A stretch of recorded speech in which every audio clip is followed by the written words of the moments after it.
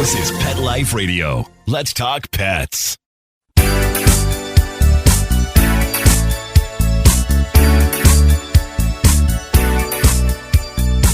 Hello, you're listening to Animal Party on Pet Life Radio with me, Deb Wolf. It's always me, Deb Wolf, but sometimes I have a guest. Today, no guest, just me, and I've been looking at a lot of pet news, so it's a good thing we don't have a guest because we're going to fill up the time. So, first of all, I was looking at the No Kings March and trying to see if there was anything relating to pets in the march, and sure enough, there was a very clever sign that said, Kristi Noem equals a box of chocolates. And then someone standing beside that person had a sign that said, Kristi Noem is like a box of chocolates. Both can kill your dog. So I thought, all right, that makes it on the pet show. Very good, very clever. So yeah, chocolates can kill your dog. You got to be careful. Raisins can kill your dog. Grapes can kill your dog. Antifreeze can certainly kill your dog. There's quite a lot of plants that can kill your dog.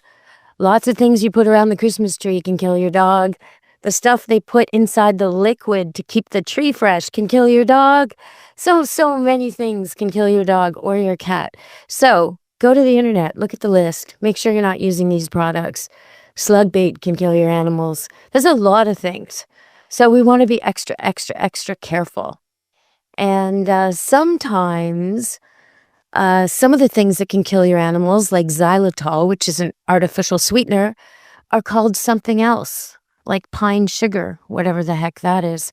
So be careful. Don't give them stuff if you don't know what it is. Very simple. All right. So on TLC, I often watch just to see what kind of atrocities, what atrocious behavior I can see toward the pets on the show, because these ladies spoil their pets in ways that make the pets so bad-mannered. But there were two things that I have to report on, and one of them is something that I noticed most people wouldn't have. Not a big deal. The other thing went viral. I'll tell you about that after the break. But the first thing I noticed on TLC, and this was a Real Housewife show, so it might have been on that other network, Slice. Anyway, Real Housewives.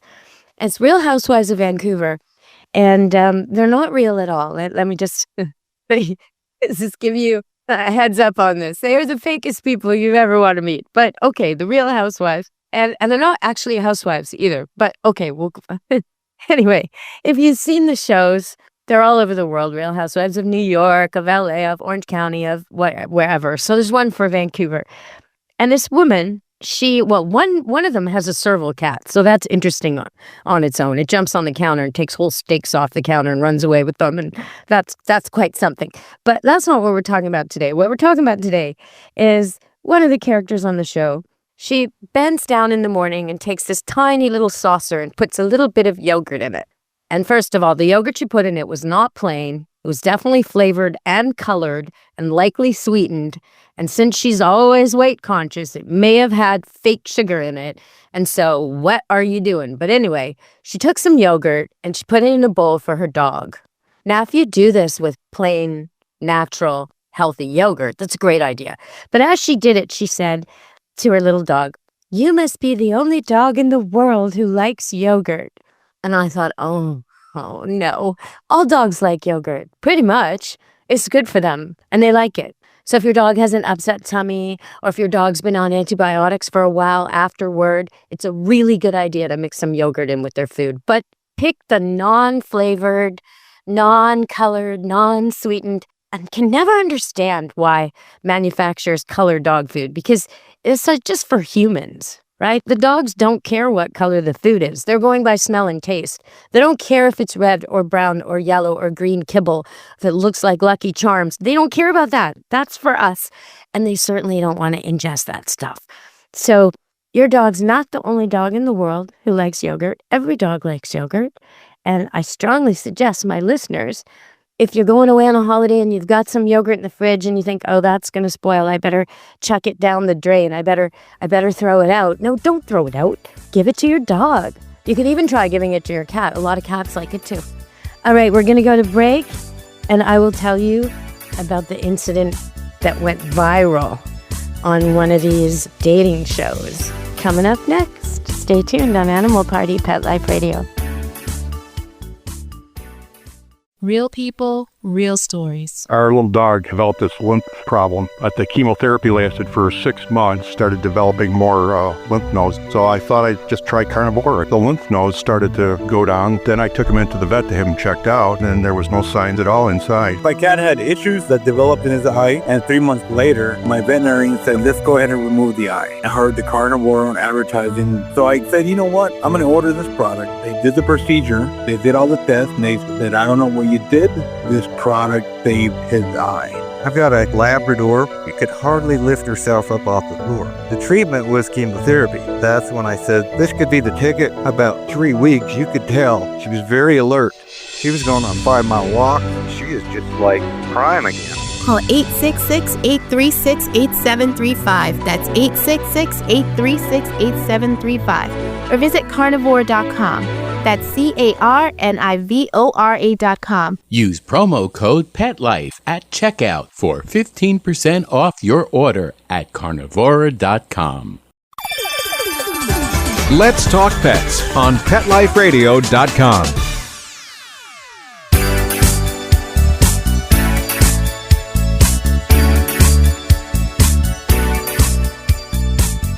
Hello! We're back on Animal Party on Pet Life Radio. And one of those shows, those reality shows, so-called reality, not exactly real, but one of those shows had a moment go viral, and not in a good way. So one of the characters on Love is Blind was drinking wine. Num, num, num. Yeah, some of you like wine. But then she took the glass and she just let her golden retriever lick out of the glass and drink several sips. Big sips, big golden retriever tongue, lapping up, shaking like a ladle, lapping up that wine. And then, this is the part that really bothered me. Well, all of it bothered me. Then the woman took the glass and continued to drink from it. Oh, so Love is Blind, but I'm not blind to that. That was awful. First of all, okay, worms, parasites, bacteria. You know where your dog's mouth's been, and it's not where you want your mouth. So why are you sharing a wine glass with your dog? That's the first thing. Second thing, wine for dogs, alcohol for dogs, that is a terrible idea. Terrible idea. Don't be doing that, people. And I'm glad that she's getting so much heat for it. Now, over in Australia, they have a new product on the market called Champause and a bunch of others that aren't so cleverly named that are actually really expensive, non-alcoholic beverages packaged to look like alcohol. So people who pamper their pets can drink with their pets, I guess is the idea, or simulate it. Now that's just crazy. I'm glad we don't do that here in Canada. I can say we don't do that with our pets. That's a very strange way to treat your pet, wouldn't you say? Well, all over the world we have our strange customs, don't we? And that one gets a mention on the show today.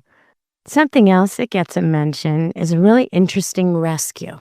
Now, off the city of Nanaimo, which is on Vancouver Island, so kind of near Vancouver, a ferry ride away, there was a humpback whale, a Hawaiian humpback whale, which kind of brings me to that point again where animals just don't care about borders. They don't care. He doesn't consider himself a citizen of Hawaii, this whale.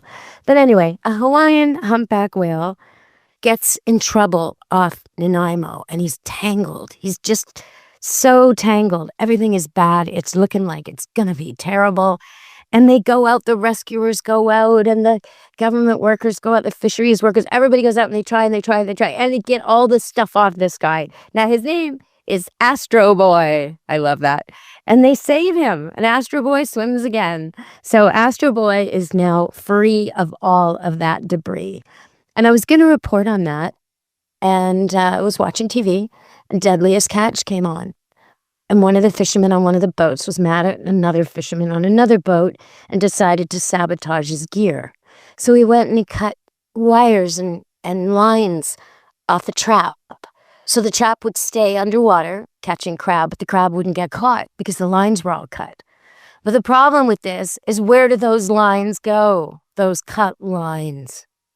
Yeah, they go on Astro Boy. That's right. Because these whales don't know borders and they go all over the place. And the lines and the currents and the waters. I went fishing recently in the Fraser River a couple months ago. And I was casting, and all of a sudden got caught on something. And I thought, yes, I got a big salmon. I thought, oh, this is going to be great.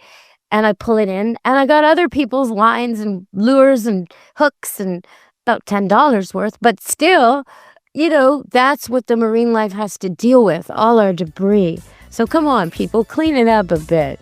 For the sake of all the birds and the sea mammals and the fish and all of us walking in bare feet on the beach, clean it up. All right, we're going to go to break and come back on Animal Party, Pet Life Radio. Stay tuned. Take a bite out of your competition. Advertise your business with an ad in Pet Life Radio podcasts and radio shows. There is no other pet-related media that is as large and reaches more pet parents and pet lovers than Pet Life Radio. With over 7 million monthly listeners, Pet Life Radio podcasts are available on all major podcast platforms. And our live radio stream goes out to over 250 million subscribers on iHeartRadio, Odyssey, TuneIn, and other streaming apps. For more information on how you can advertise on the #1 pet podcast and radio network, visit PetLifeRadio.com/advertise today. Let's talk pets. Let's talk pets On Pet Life Radio. Pet Life PetLifeRadio.com.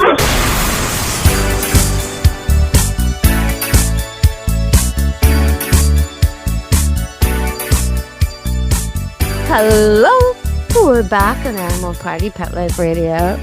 And I do have a couple stories about sea otters. Don't usually talk about them on Pet Life Radio, but the thing is, sometimes they encounter dogs, and it can be bad. Last year, there was a dog whose owner decided to get it to play fetch around sea otters who happen to have pups, babies, and the sea otters killed the dog, drowned the dog. So sometimes the encounters can be very bad, and so sometimes they make my Animal Party Pet Life Radio show. But recently, Taylor Swift was wearing a sea otter t-shirt, a vintage one, from an aquarium, and she donated it to the aquarium. They auctioned it off, and they raised so much money for the aquarium and for marine life rescue. It's just a great, great story. But why are sea otters so much in the news? Well, that's because of a sea otter called 841. 841, back in 2023, was attacking surfers and taking their surfboards. Yeah. So now, it's 2 years later, and it's happening again. And surfers, young women, men, they're getting bit on the ankle, the foot, they're getting attacked, and then the otter claims their board. So the authorities are quoted, and I think it's so funny because it sounds so similar to when we talk about criminals.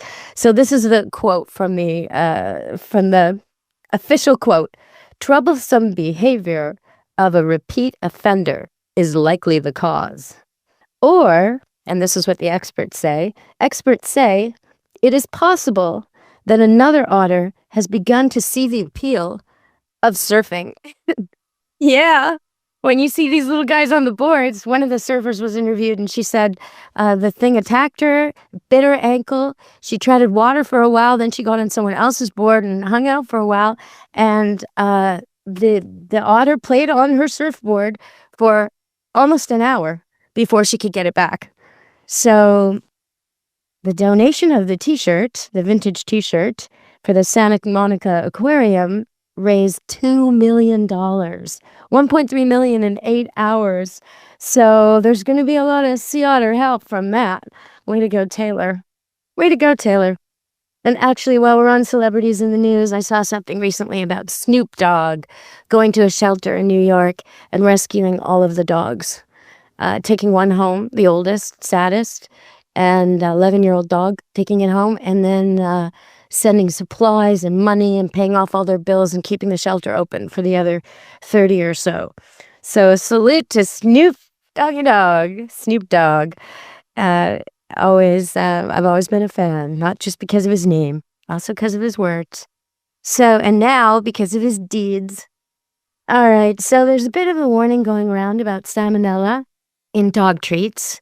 And you all know if you're feeding your dogs anything that's not fully cooked, like a pig's ear, it could have salmonella.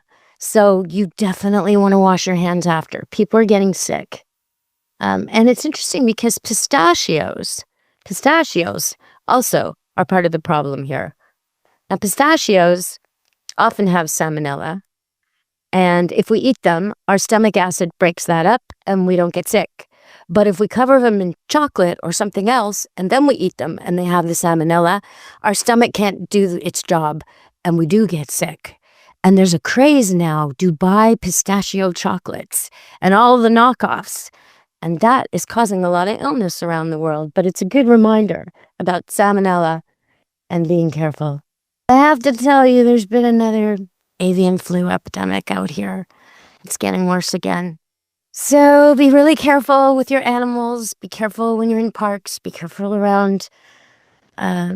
If you do have backyard chickens, be absolutely extra careful. And you may want to rethink that. This might not be the time to have them unless you're properly set up.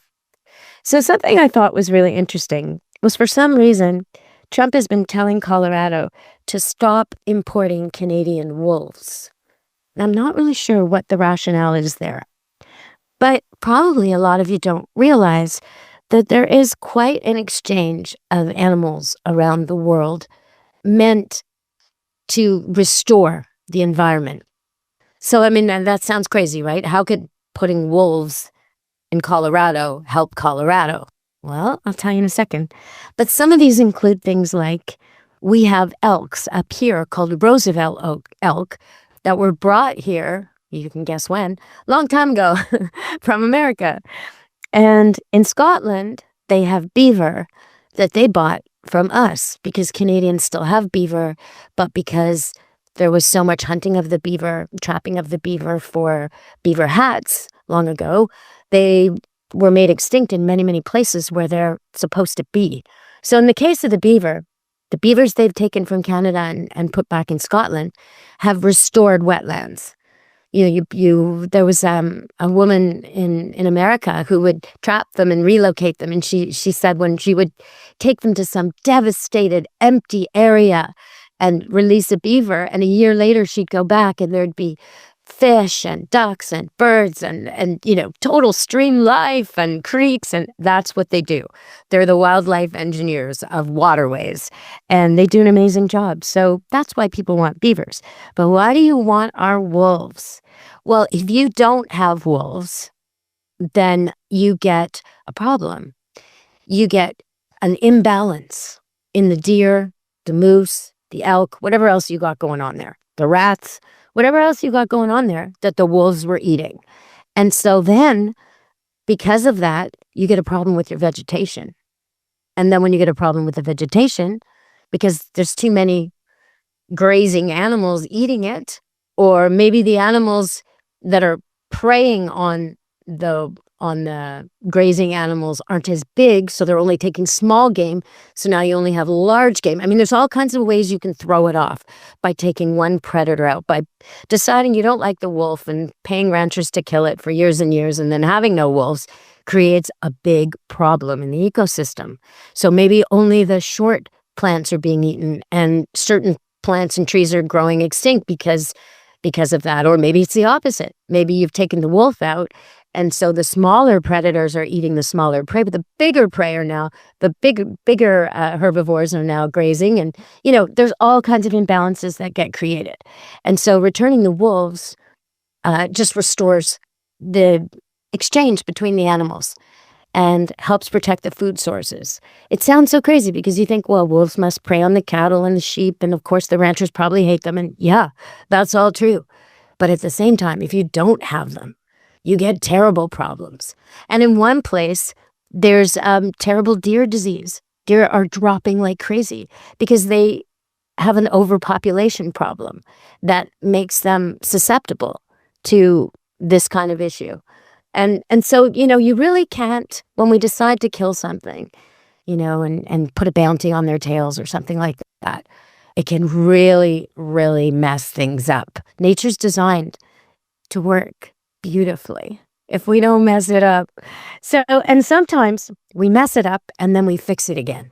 And that's what's going on with returning wolves to Colorado or beavers to Scotland, or when we return the elk to Canada, or in Israel, there's a place called the Chaibar where they look at the Bible and any animal mentioned in the Bible that isn't there anymore, they try to find the closest proximity to it, relative of it, and bring it back because they want it to be authentic. They want the world to have the animals it's supposed to have, where they're supposed to be whenever possible. And if a drought or famine or war caused animals to have to leave or get decimated, then when that issue is over, it's time to restore them. Even if they're not so popular like the wolf, it's time to restore them because they do some good.